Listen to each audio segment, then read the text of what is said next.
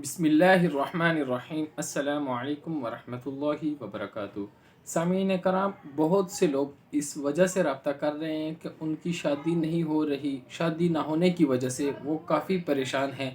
کچھ بہنیں تو اس لیے پریشان ہیں ان کے رشتے بالکل آتے ہی نہیں ہیں، اور کچھ بھائی پریشان ہیں کہ وہ کہتے ہیں کہ ہماری شادی نہیں ہو رہی، اور کچھ بہنیں اور بھائی یہ کہتے ہیں کہ ہمارے لیے رشتے تو آ رہے ہیں لیکن اچھی جگہ سے نہیں آ رہے، ہماری معیار کے مطابق رشتے نہیں آ رہے۔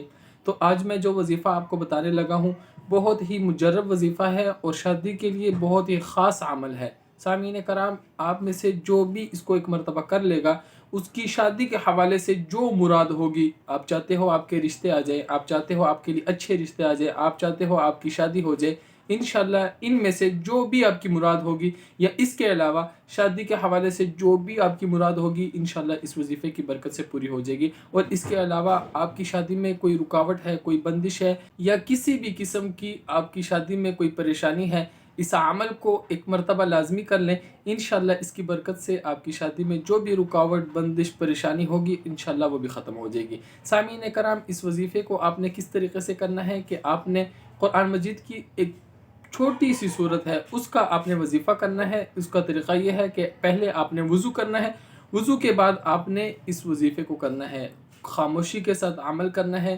وظیفے کے دوران آپ نے کسی سے بات نہیں کرنی، اور جو اس میں خاص بات یہ ہے کہ آپ نے اس وظیفے کو ایک تو مسلسل کرنا ہے، اور دوسرا آپ نے اس کی تعداد میں کمی پیشی نہیں کرنی۔ جتنے دن میں آپ کو یہ وظیفہ بتاؤں آپ نے اتنے دن یہ وظیفہ کرنا ہے، اور جتنی مرتبہ آپ کو میں یہ صورت کا بتاؤں اتنی مرتبہ آپ نے اس صورت کو پڑھنا ہے۔ سامعین کرام، آپ نے اس وظیفے کو کل 7 دن کرنا ہے، اور جو صورت ہے اس کی میں ایک مرتبہ تلاوت کر دیتا ہوں، پھر میں بتاتا ہوں کہ اس کو کتنی مرتبہ پڑھنا ہے۔ بسم اللہ الرحمن الرحیم، سورۃ الکوثر اس کا نام ہے۔ میں ایک مرتبہ پڑھ دیتا ہوں۔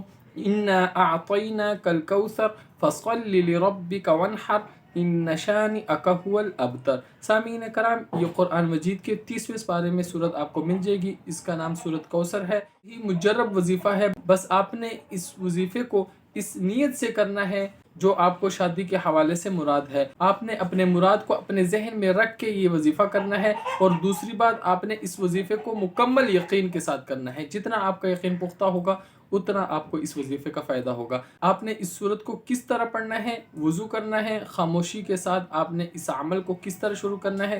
سورۃ کوثر کو آپ نے 2727 مرتبہ پڑھنا ہے، اول و آخر 11 مرتبہ درود شریف کے ساتھ۔ اور سامعین کرام، آپ نے درود شریف کی اور اس سورت کی تعداد میں کمی پیشی نہیں کرنی۔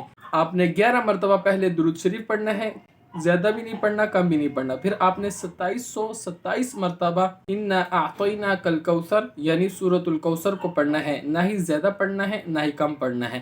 جب آپ 2727 مرتبہ سورۃ کوثر پڑھ لیں گے، اس کے بعد آپ نے درود شریف 11 مرتبہ پڑھنا ہے۔ یہ پھر آپ نے 11 مرتبہ ہی پڑھنا ہے، نہ زیادہ پڑھنا ہے نہ کم پڑھنا ہے۔ سامعین کرام، اس وظیفے کو آپ نے 7 دن کرنا ہے، اور 7 دن سے نہ زیادہ کرنا ہے نہ کم کرنا ہے۔ اسی طرح آپ نے 7 دن مسلسل کرنا ہے، ایک دن ناغہ نہیں کرنا، ٹھیک ہے؟ اور اس کے علاوہ آپ اس وظیفے کو مکمل یقین کے ساتھ کریں۔